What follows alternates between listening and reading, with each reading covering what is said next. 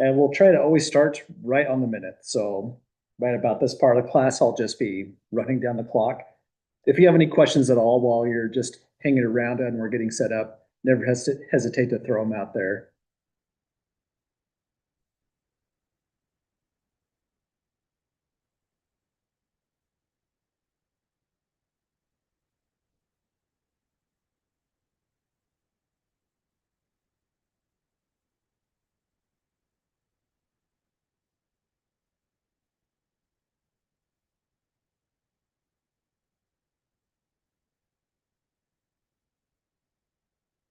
Well, it's time. Welcome back, everyone, to the fall 2026 semester. Welcome to ISU if this is your first semester. As far as the time goes, like I mentioned before, we're always going to start right at 4:30 sharp. If I'm already going, it's probably because someone asked a question, and that's the only time I would ever start early. So if you get in the habit of logging in right at 4:30, you'll know you've never missed anything, in any part that's planned for the lecture at least. Also, I'll be trying to log in a bit early as well, usually about 20-ish minutes early. It helps me get set up. And if you have questions while I'm getting logged up, you're welcome to ask. And before we start, I guess I should throw it back to you. Any questions or comments at all at the moment?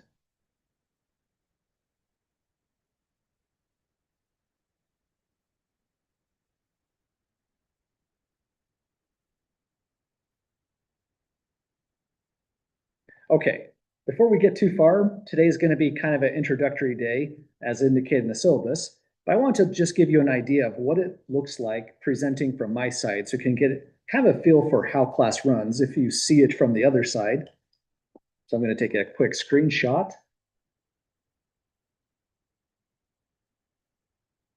And you can pretend that this is my screen right here. This is what it looks like as I'm doing class all along with you. It is not the world's worst setup, but because I have just one monitor and nothing else, it is kind of limiting.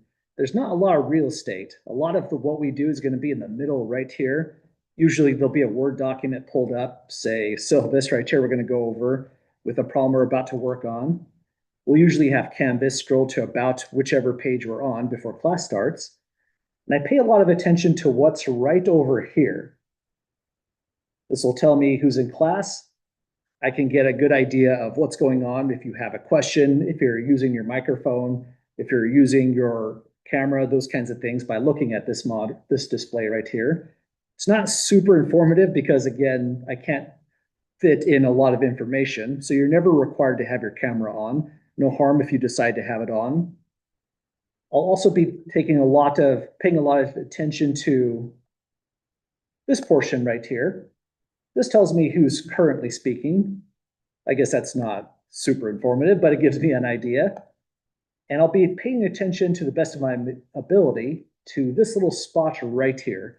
So the best way to participate, I would say, is if you have a good microphone connected, if you're not in too busy of a room that's with a lot of other sound sources, you can just use your microphone to ask a question. You can interject at any point or wait for when questions are called. But if it's just more comfortable for you for whatever reason, again, maybe you're in a loud place, you're also welcome to participate just by using the chat. If you use the chat, I'll often read back your questions so that you make it into the recording. That way, if you rewatch the recorded lecture, you won't be wondering what was the question that was even asked that Mike's answering right now. That could be kind of confusing. But on the first day, just getting back into the routine of things, it's easy for me to miss a chat because it's just a small little notification that occurs right here. And it's a pretty busy display that I'm trying to pay attention to all at once. So if you'll notice I missed your chat, you can always send it again. If anyone else notices I'm missing chats, then you can just chime in at any point with the microphone and just say, hey, Mike, you missed a chat. And that would help out everyone quite a lot. So that's pretty much what it looks like from my side. It gives you an idea of how to participate. You can use reactions, thumbs up, hands up, anything like that. But you're always welcome to interject at any point using a chat or just your voice. Any questions about the setup so far? Or any other questions whatsoever at the moment?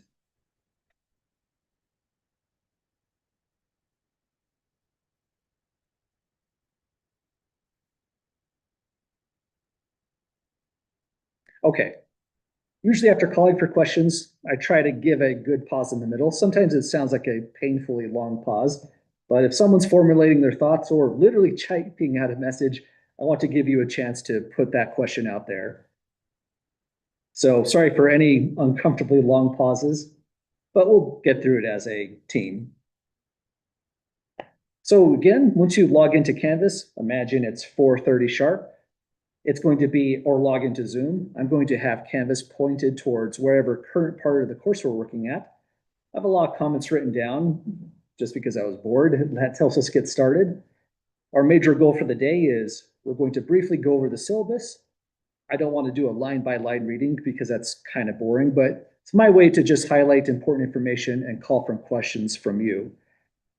Then we'll be talking about how to access the online version of the textbook, a little bit about the homework system. We'll talk more about the homework system on Tuesday and how to get registered in Access Pearson. And if we have a little bit of time, I don't want to fill up today too much because the first day can be pretty overwhelming with a lot of new information, not in just this class, but other classes you might be taking. But if we have some extra time at the end, we'll make a start on this first unit 2A. So that's our goal so far. This is optional reading in the middle. And let's pull up the syllabus and take a look at it.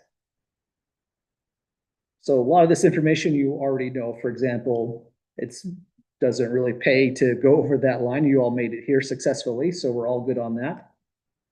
As far as contacting me and as far as office hours go, you can contact me by phone. It's probably not the best avenue because it's silence for most of the day. But if that's the best way to contact, you can leave a text message, a voice message, and I'll try my best to get back to you. I wrote that my email over here is one of the better ways to get in contact with me. And that's usually because I'm highly responsive on my email. If I'm not in a class, I'm just in my office working on something, whether at home or whether on campus, I always have a browser opened up, pointed to Gmail, and I tend to notice that notification really rapidly, and I try to respond to it as soon as possible. So you can send me a email about just about any question you like, whether it's a question about the class, a question on the syllabus, any issues you might have with the technology. If you're working on a homework problem or a quiz problem or studying for an exam, any kind of mathematical question you could send to me at any point in time. And so it turns into a kind of an office hours as well through email. If you can stand it, it's a little bit slower, but you can always send an email at any point. Even if you're, say, working at, say, 8 p.m., 3 a.m., if you have a question right at 3 a.m., for example, that point is the best time to write that question rather than waiting into the morning. So send those questions as soon as you can, and I'll get back to you when I'm at my computer. Usually around 8:30 a.m. in the morning is when I'm starting to check emails and throughout the day as I'm between classes. Other ways to get a hold of me is through office hours. Office hours are through Zoom. And so just the same way that you've joined class, the same exact Zoom link, but at these specific times, you can drop in for whichever question you might have. These are considered to be walk-in office hours, so you don't have to schedule anything with me. It's up to you if you would like to. It'll be Monday, Tuesday, Thursday, 2:45, 3:45, 1 p.m. every single Wednesday. And if none of these times work for you, it's hard to find a time that works for every student in every class. Then just send me an email and we'll work something out if you need to meet. So those are the major elements I wanted to highlight right away on the syllabus, just getting hold of me. Any questions or comments about that aspect or anything at all?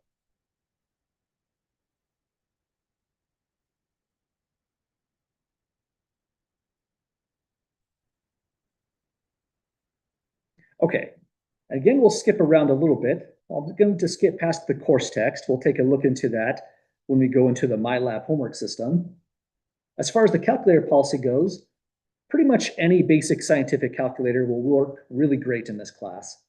I recommend these two right here. This is my personal favorite choice, only because they're easy to input a lot of math in at once. They're easy to support. I would say that's a great calculator. If you're more in tune with the TI-30XA, that's one that you would use in a lot of like a biology lab, chemistry lab. Some people get really good at that calculator. That's a great choice as well. If there's a Casio model that you just like or it's cheap at the store you're purchasing one at, that'll probably do just fine. The only things that cannot be used as calculators are full-on graphing calculators. A decent rule of thumb is the screen is really wide, then it's probably not allowed on an exam. So a calculator like, say, this one wouldn't be allowed in a real exam setting. It would have to be more of a bona fide scientific calculator. So if you have a calculator already and you're just not sure if it's the right one for the class, you could take a picture of it or just send me an email with the model number or the picture, and I'll let you know if it's a good calculator for an exam setting. So that's really the only major extra material that you would have to buy from this class. So that's kind of nice. Statistics classes are a little bit rough. They need more expensive calculators, but you really shouldn't have to spend more than $20 on a calculator for this class. Well, aside from that, I want to skip past the course description, course objectives, leave that to your reading. Those portions make a lot more sense once you've already done the course. We'll talk once again about the online homework in the Access Pearson list or link in Canvas a little bit later. Let's get down to quizzes and exams. That's usually a good spot to go to next, where people might have a good amount of questions. Any questions so far before we jump into these next portions?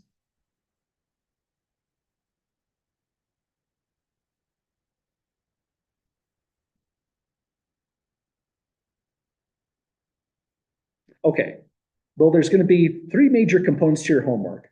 There'll be the homework in MyLab. We'll demonstrate that after going through the syllabus. Quizzes are the second component. Exams are the third component. As far as quizzes go, they're not meant to be a major issue of something that's going to nickel and dime you for points and drop your score down. It's really just a different way to get an assessment on how you're doing your mathematics. They're take-home quizzes. We're skipping the very first one this week, but I'm going to assign one starting on week 2, and thereafter it'll be a weekly quiz assignment. They're just one problem. They're kind of short and sweet so that they're not competing too much for your time on the homework system. And it gives me a way to see how you're writing out your mathematics. I might try to write quizzes that are pretty similar to real exam problems, so I can give you pretty good feedback as you're going into an exam on how you're doing on those selected problems. On the end of the semester, we'll drop the lowest 2 quiz assignments. And then beyond that, this class will have 3 examinations.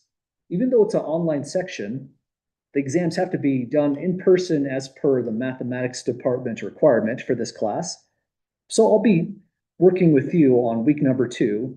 I'll send a direct email to everyone in the class through Canvas, asking you where your preferred testing center might be. It could be the Pocatello Testing Center, maybe the Idaho Falls Testing Center, or at Twin Falls, Meridian, and so on. If you're a further remote student, we'll work it out some way, somehow. As far as the exams go, there'll be 3 75-minute exams, 1 2-hour final exam.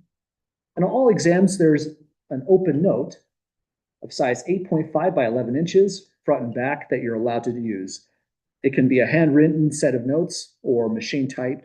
It just can't exceed this letter size here. So that's the size of a paper that would come in the mail, for example. All exams require a scientific calculator.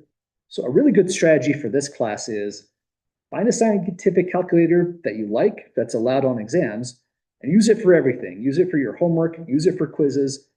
That way, when you go to take an exam, you're going to use a calculator you're familiar with, and that'll be a lot less mental noise you'll have to wrangle with, as opposed to suddenly having some borrowed calculator that you're not too sure how to use. So we'll be teaching how to use the calculator as well in this class as we go. So I'll be demonstrating the use of particularly these 2 kinds of calculators, with this one as the first choice. But like I mentioned before, any calculator works. If it's a different model, you just might have to do a little bit more research on your end, learning exactly how your particular calculator goes. So that's pretty much all I have to say about the quizzes and exams. We'll talk a little bit more about them as we get closer and closer to an exam date. But any questions or comments at the moment?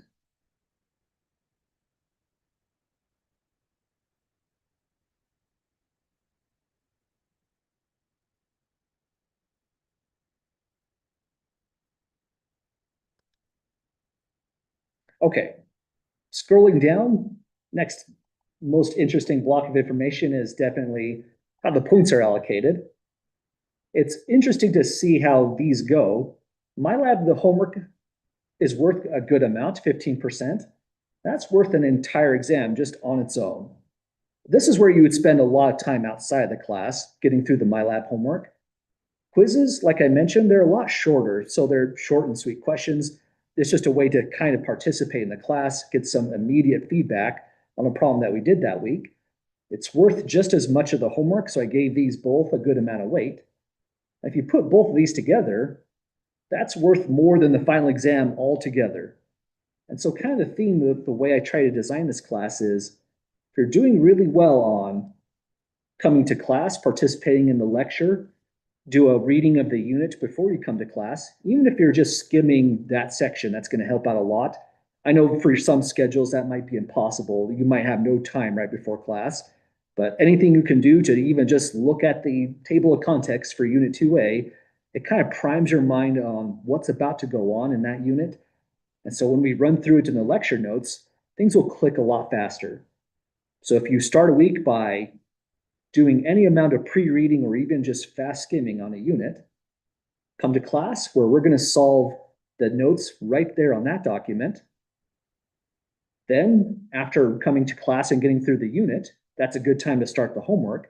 And the homework is not going to feel like weird set of problems in a different language. These are going to be things you're a lot more familiar with. You'll have read the topics. We will have worked them out as a group in class. This will be pretty easy to get through.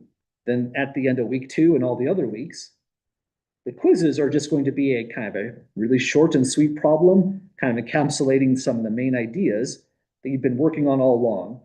Quizzes should go really fast if you're completely caught up with the homework. If you're getting through these 2 blocks of the work, MyLab and quizzes, then once you go on to exam number 1, it's going to feel almost like a formality. You'll see very similar questions because the way I design my exam questions is I write them in the way so that they're similar to what I assign on a quizzes, what you'll be doing on the MyLab homework, and similar to the problems that we're actually going to be doing in those lecture notes right there. So the more you participate, stay engaged, write things out in class, get through the homework, get through the quizzes, the more the exams aren't going to feel like anything too crazy. It'll be very, very similar looking kind of problems. So there'll be 3 exams altogether worth 15% each. And then finally a 25% final exam. And that's how we'll allocate points this semester. Any questions, thoughts, or comments at the moment?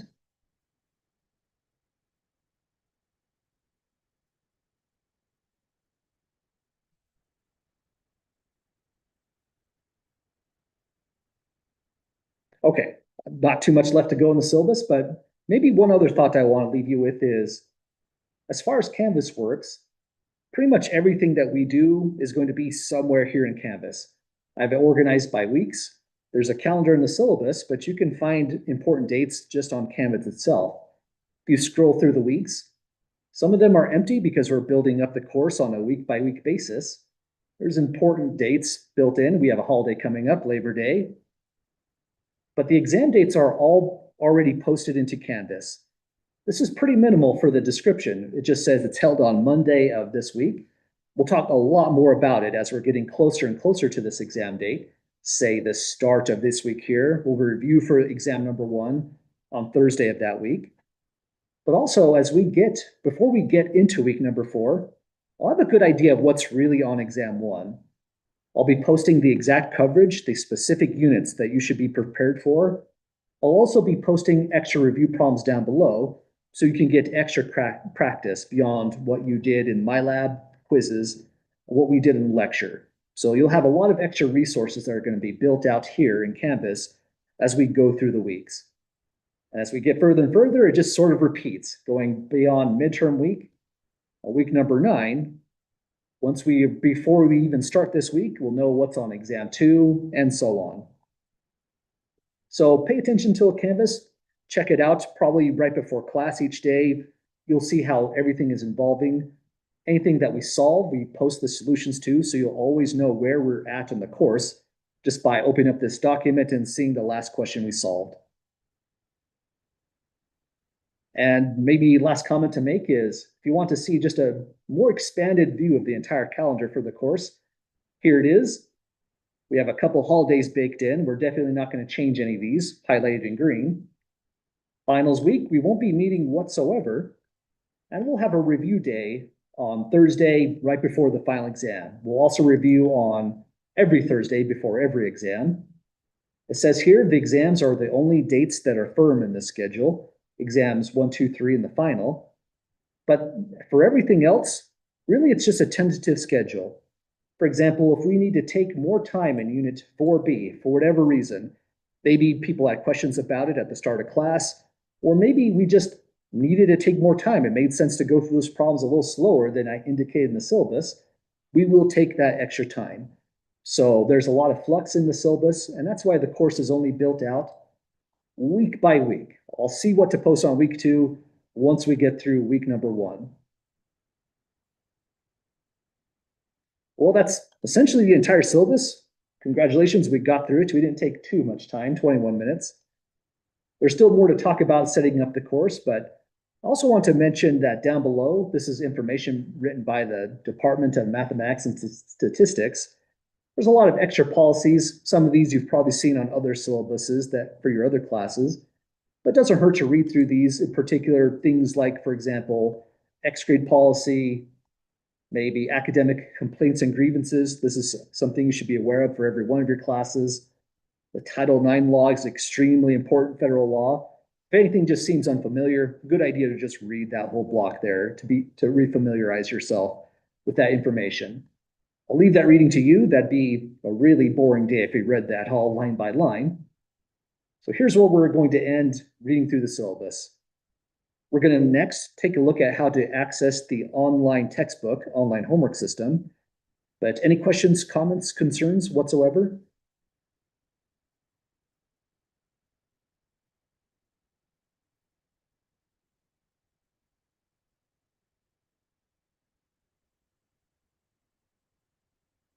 Okay, let me close this out.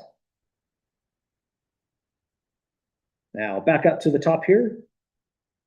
We got through the syllabus. So really Access Pearson, this link here is part of the syllabus. We skipped over the textbook, the online homework system, and we'll discuss that next.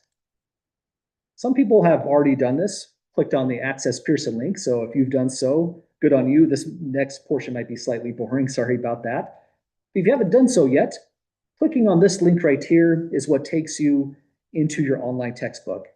You could also use the ISU book bundle link, but I think this one at the very top, Access Pearson, just works better for our particular course.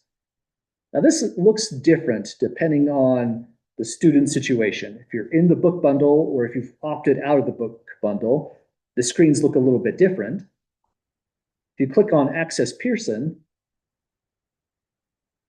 I think about everyone should have a screen that looks like this. Here's where the differences start to arise.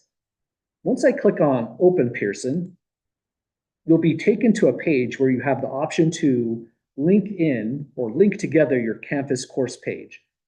So click on those buttons to link your Canvas course page together, and you're on the right track.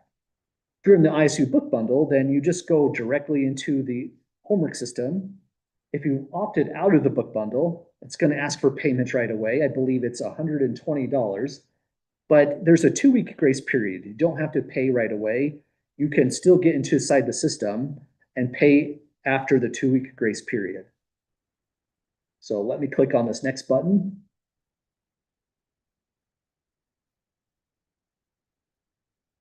And I'll pause for just a moment while people are potentially clicking on things.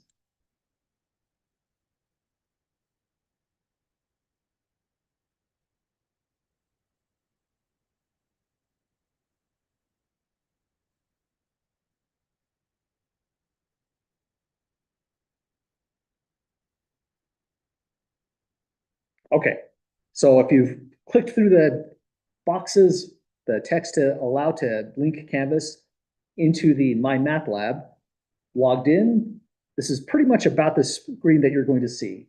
It might be a little bit different. This is a so-called student view of the first page you see, but it should be pretty close. Some of the stuff on the left sidebar are probably missing, like instructor tools you shouldn't be able to see. neither managed course. But any questions from anyone at the moment? Just getting to around the screen.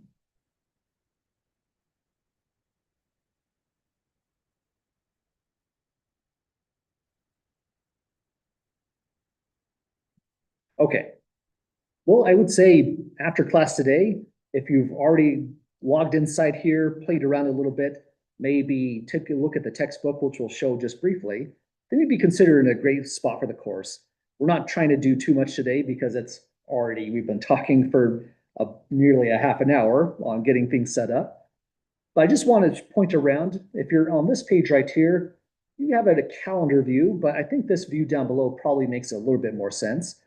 It says where due dates are, what the units are. A lot of this information is also just directly inside Canvas as well.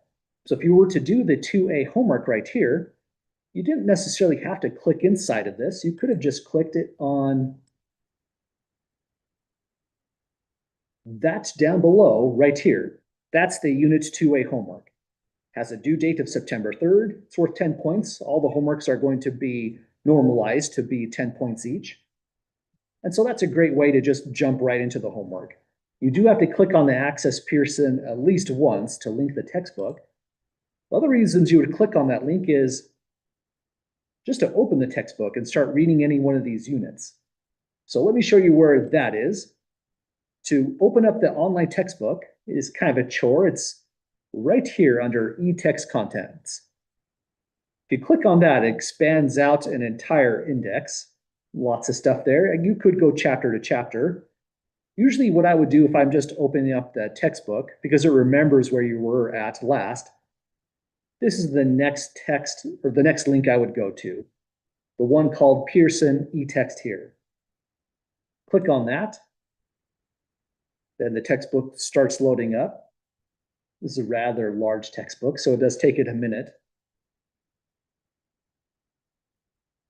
And there it is. This is an exact duplication of the real textbook, page by page. If they were going to create a textbook, they would use this file and just start printing out everything individually. So this is the cover page. If you want to take a look into, say, Unit 2A, that's where we're starting out in this course. This is what you would do. Go to Chapter 2, Approaches to Problem Solving on the, oh, hang on, wrong link. Go to the index here, Table of Contents. Scroll down to Chapter 2, Approaches to Problem Solving, or maybe click the arrow to expand it. And you can click on Unit 2A to just jump right into that unit. Or you can click right on this just to see the chapter opener, which is sometimes interesting to read in its own right. I'd consider the chapter opener to be optional reading, but this is pretty much the experience. This is our textbook here. You can scroll down to read through the particular page. Sometimes the pages are long because the graphics are in the middle instead of on the margin like on the real textbook. So that's why the pages seem to get kind of long. Click on the right arrow here. It takes you to the next page. Now we're in Unit 2A. It tells us the learning goals of the unit, and you can read through it. It's pretty decent reading. Anything that's in a purple box, blue box is considered a process, an algorithm, a step-by-step guide, or a formula. There's plenty of examples. Here's example number 1, and it gives us some pretty decent ideas on how to solve these kind of problems. So this would be considered part of the reading as well. Some of the examples are harder than others. But if this seemed like a problem that you could have solved right off the top of your head by just taking out a paper and pencil and just go at it, that's the best way to do these kind of example readings. Try to do as active of a reading as you can. Try to solve the questions beforehand. But if you're like me and you're not too sure where they're going when they're saying how far is a light year, how far and what, miles, meters, we're not sure exactly, there's no harm to take a look, preview this, and see where they're going at for the solution. So that's how the textbook goes. Any questions whatsoever, folks, about the textbook?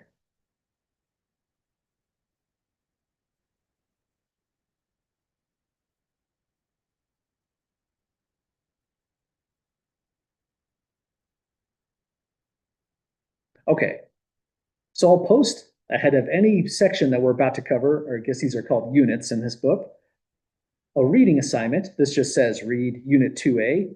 One of the reasons I do that right here on Canvas is occasionally we don't cover everything in a particular unit.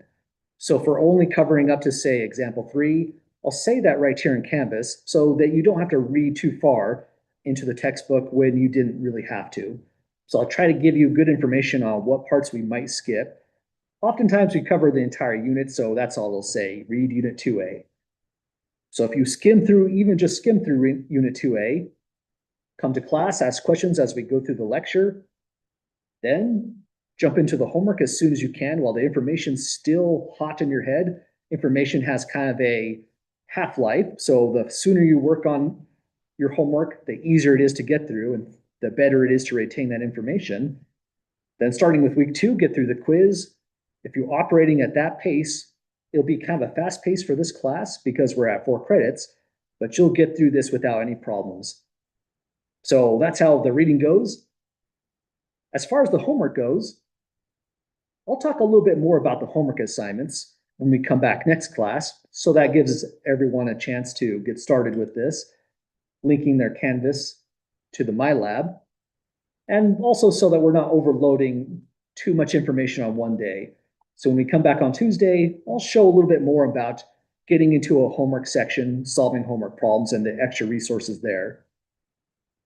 So that's our short tour through the Access Pearson link. Its purpose is to get us into the textbook and to get the homework problem solved as well. Any questions or comments at all with the MyLab system or the Access Pearson link?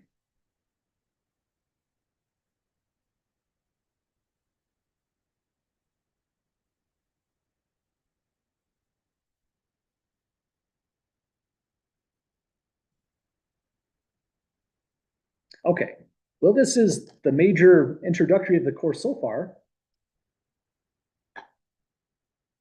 Let me go back to the start of the page here. And this now gives you a pretty good idea of how class is going to operate. If you have any questions whatsoever, again, you're always welcome to ask at any point, just directly in class.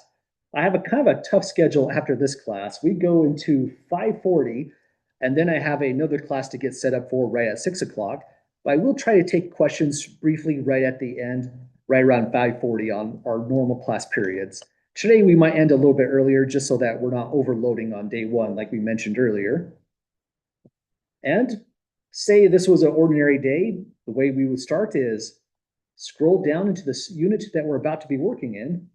Here's Unit 2A. This one is just a PDF.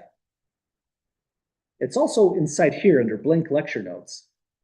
If you open up the blank lecture notes file, I have the 2 units here. I have multiple file formats. DocX is great if you're using a digital pen and you have a Microsoft Word account. PDF is just for extra compatibility, and pretty sure most digital pens are going to work fine with a PDF as well. It's the same PDF here. And what I usually do is just open up the Microsoft Word version so that we can annotate it and post the solutions as we go. So here's our first unit, our first lecture notes that we're going to get through. What these are essentially just big blank worksheets. I have whatever strategy or formula or step-by-step guide, usually typed out of the textbook. Sometimes it might be a really important table. There it is, a really important table that we might need, posted right out of the textbook. I have a couple of them, I think, in this section. Maybe not, just the one. So there's lots of white space so that you can fill in the notes on these. And the intention on this is if you had to write down everything that's on paper here, your hand is going to be extremely tired at the end of class. And that just might be just overwhelming to try to get everything down on paper. So a good strategy for starting off class is either go to the blank lecture notes, or if I haven't solved anything here, you can use that PDF there. Either print it out if you like, or just download it onto your machine. If you download it, you're probably going to use digital tools like I am to write down your answers. If you're printing it out, now you have a big physical worksheet to solve along with the class. And if you feel like you're okay with just gathering ordinary scratch paper, You can just label these as example 1, part A, and start solving the solutions along with us. Notice you don't have to copy all this down. This is all available in the lecture notes, and that's to save you some time. So that's what this all looks like to start out. For Unit 2A, this is on understand, solve, and explain as a concept, but we're starting off on just kind of a get everyone on the same page type of topic. We're going to do some algebra with multiplying, dividing, adding, and subtracting fractions. Will come in useful for us when we do other kind of mathematics later on in this chapter and in the next chapters.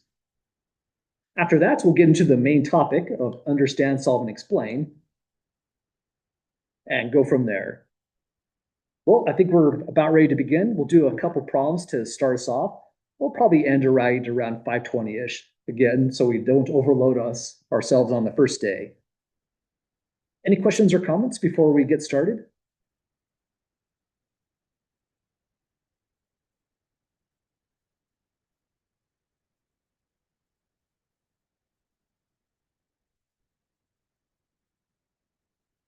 Okay, well, let's begin. Again, it's a light topic. It's just meant to kind of get us all on the same page.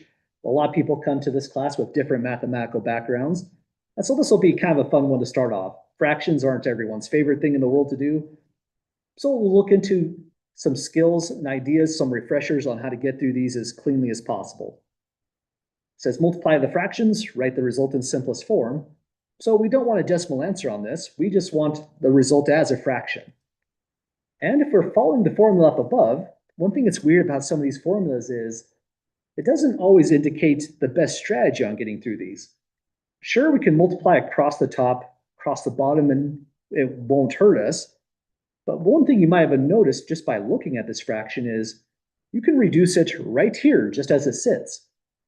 I'm going to recopy it just so that the original question typed out doesn't get too overloaded with mathematical marks.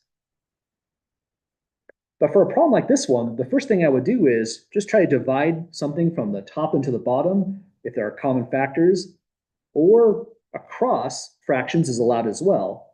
If we have an 8 and a 12, 4 divides both of those. So we can just divide by 4 there right now as it sits, goes in twice. 4 will go into 12 3 times. And now we can use this process of just multiply across the tops. That'd be taking 3 times 3 for 9. Multiply across the bottoms, they'll be taking a 2 by 5 for a 10. And our work is done right at that step. This would be the simplest form it's asking for.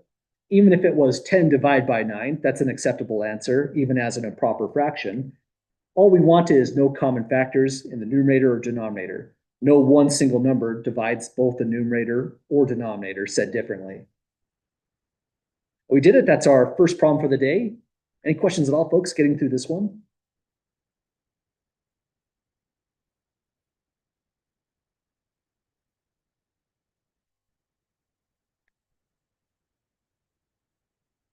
Okay, just to emphasize, I mean, there are different strategies. If you multiplied across the top and got 36, multiplied across the bottom and got 40, not a bad approach, except it does have to be reduced. And we would notice it's an even number divided by an even number, so 2 certainly divides. But we also know 4 divides based on what we did before. 4 would go into 36 9 times, 4 goes into 40 10 times. The reason I'm not a fan of that strategy is I'm not amazing at that kind of arithmetic. It takes me more time to see what the greatest common factor is in the numerator denominator when it's all multiplied as a 36 and a 40. But when it's factored out like this, when it's spread apart as something times something, it's easier to investigate what the largest thing is that divides one number or another, top to bottom or across in that kind of way. So the cancellation, the reduction is easier at the start most times than doing it at the very end. So that was the main theme and takeaway with part A. Part B, the main takeaway here is it's not so bad to use this formula when everything's a fraction. But when it's written in this form, it kind of breaks the mold. We have an ordinary whole number, or we could call it an integer, multiplying a fraction. One common mistake is to accidentally say it's 30 divided by 50. That would be if we multiply 10 into both the numerator and denominator, but that would be an automatic mistake on that one. One thing you could do just to visualize this better is you could just rewrite this. 10 can be a fraction. You can just make it 10 divided by 1. 1 goes into 10 times, so it could be field promoted just like that immediately. So now you have 10 divided by 1 times 3 divided by 5. That's a little bit easier to visualize what's going on right here. You could follow the process, multiply across the numerator to get 30, multiply across the denominator to get 5, or just divide it right here. 5 goes into 10 twice. I'll put a 1 there, 2 here. When we multiply across the numerators, we get 6 divided by 1. But this would not be considered simplest form. This might be something that the homework system, MyLab, could complain about. So if you have something that's factually correct, that 10 times 3/5 is 6/1, but it's not accepting your answer, it's probably just because of this portion of the instructions. To be in simplest form, we just have to say 1 divides 6, 6 times. And then that solves the whole question there. Well, we did it, folks. That's 2 fractions down. Any questions or thoughts on getting through either one of those?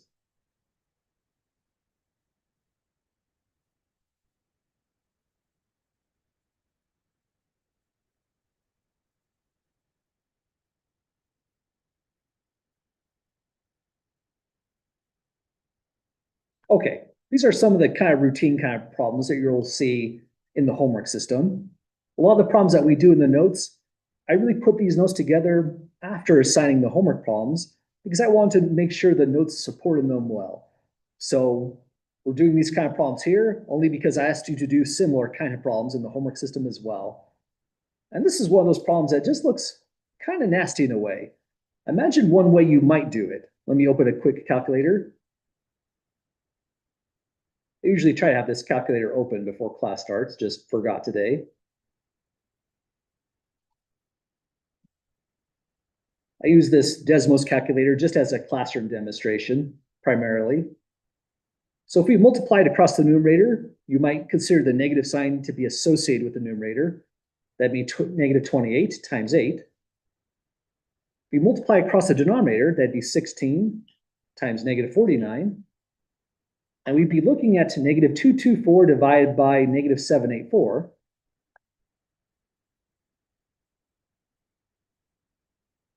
And that would be working as hard as feasibly possible, because now that you have that number there, just double checking my digits, you still have to write this in simplified form, and that's suddenly painstaking. It's not easy for me to see what really divides this. You can divide numerator and denominator by 2 to start off. They're still really large numbers. You might have to divide by 2 again, or maybe by 3, or who knows what by what else. So my encouragement is, this is the formula that you would usually use after you reduce the fractions as much as possible. So let's start off by writing it out this way. This is 28/16 times 8/49. Notice we ditched the negative signs. Negative signs will cancel as pairs. So this is a negative fraction multiplying another negative fraction. So negative signs.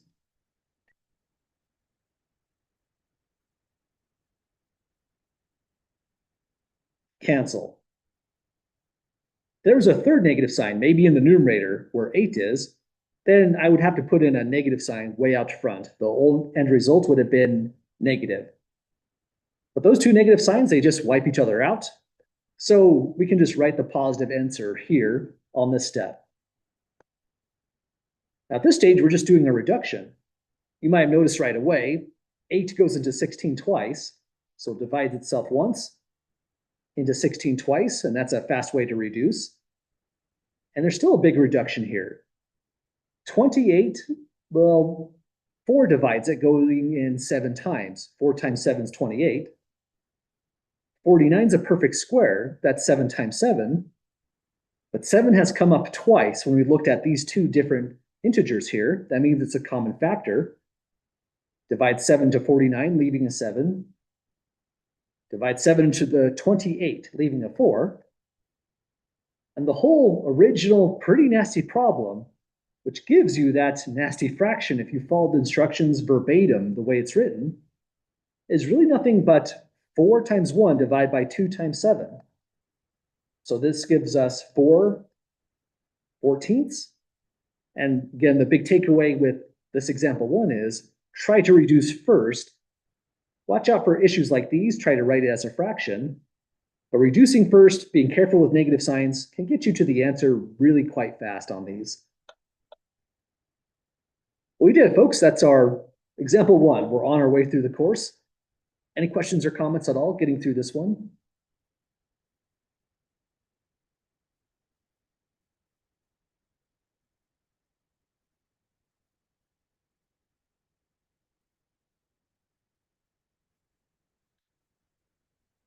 Okay. Oh, we got a question. Rebecca asks, could you reduce it again? Yeah, good call. I didn't notice that the first time I went through this one with you.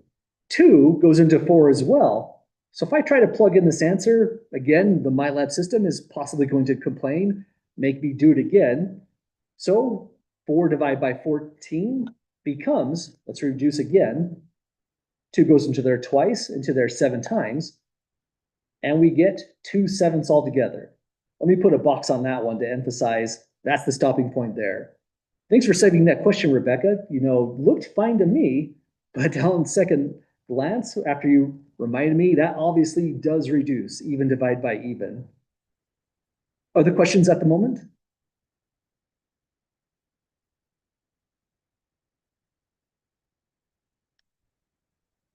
Okay, again, I appreciate any comment that you might see. If anything goes awry, if I miss anything at any point, always well appreciated because these lectures are being recorded, which means mistakes are forever on YouTube. If I do make a mistake that you point out later, I can at least correct the notes later on, but best to see them and fix them right away in class. Well, let's take a look into the next topic, maybe do one more problem. I'll end class just a little bit earlier today than normal. So the next topic is division of fractions. And you know where all this is going. Multiplying and dividing fractions, those turned out to be the easy things to do with algebra of fractions. But then it's the addition of fractions or subtraction where it's a little bit more annoying. So we'll take our time on that concept. Example 3. But division of fractions is nice in a certain sense. It's just built upon multiplying fractions. If we're going to take a fraction a divided by b and divide it by the fraction c divided by d, we just convert it into a multiplication problem, a over b times d over c. In other words, we just flip that fraction. The long form mathematical way to say it is we multiply by the reciprocal. That's always sounded like a weird word to me, reciprocating and reciprocal. Well, in math, a reciprocal just means flip it. Then we convert to multiplication and we're on our way.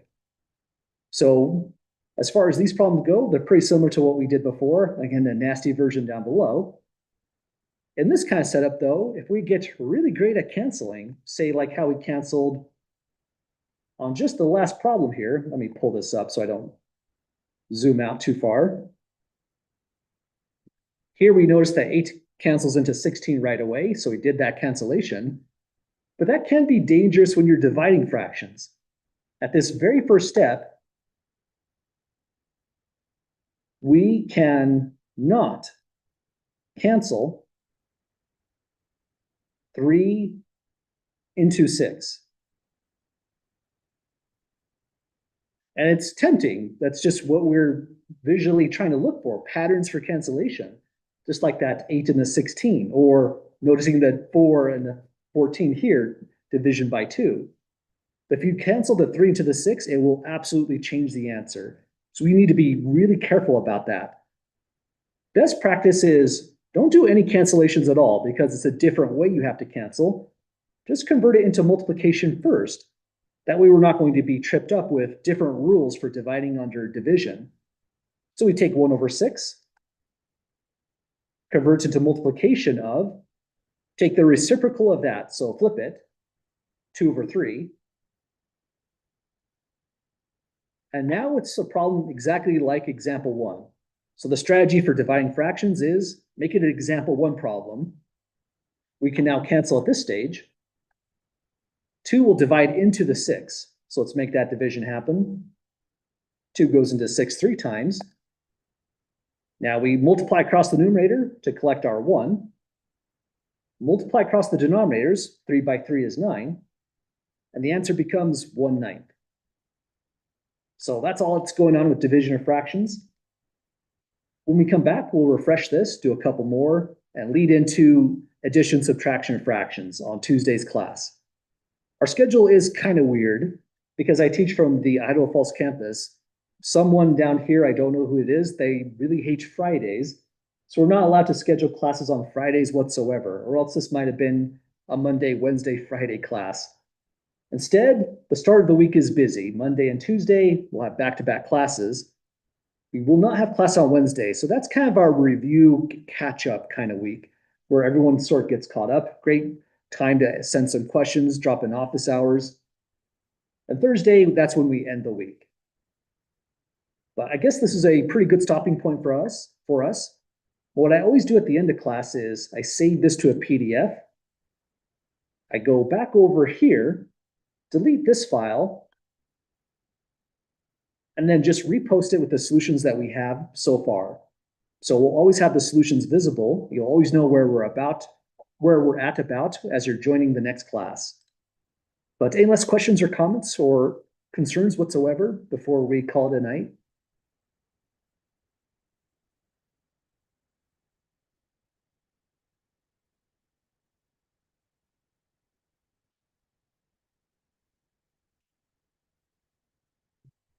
Okay, well, have a great night, everyone. And once again, I would say you're on a great pace for the course. If you get into the Access Pearson link, get things connected there, go into the MyLab system, open up the textbook, play around a little bit, and you'll be in great shape. We're starting off class a little bit slower, but our Tuesday's class will feel more like what a full class really looks like. Although we'll still talk a little bit more about how to work on the homework. But have a great night, folks. We'll be back to it on Tuesday.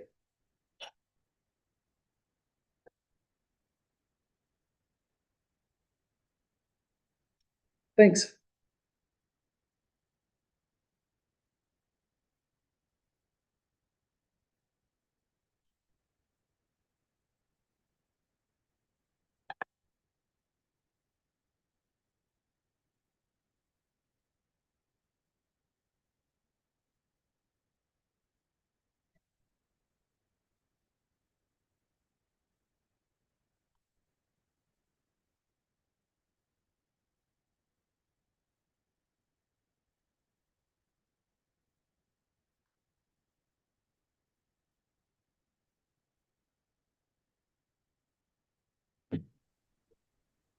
I actually have a question, Professor Jacobson.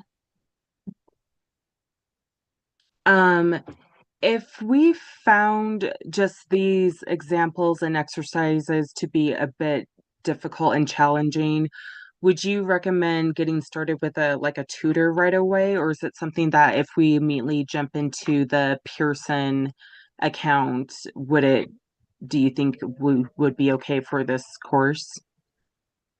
I would say if the first problems feel pretty challenging, then yeah, getting a tutor right away might be a good idea.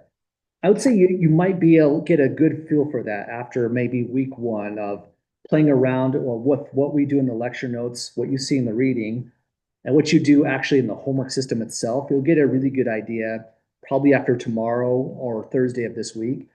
But I would say probably a tutor sooner than later would be a good idea for sure. Okay. And with that, are all the tutors just connected to the same like math center?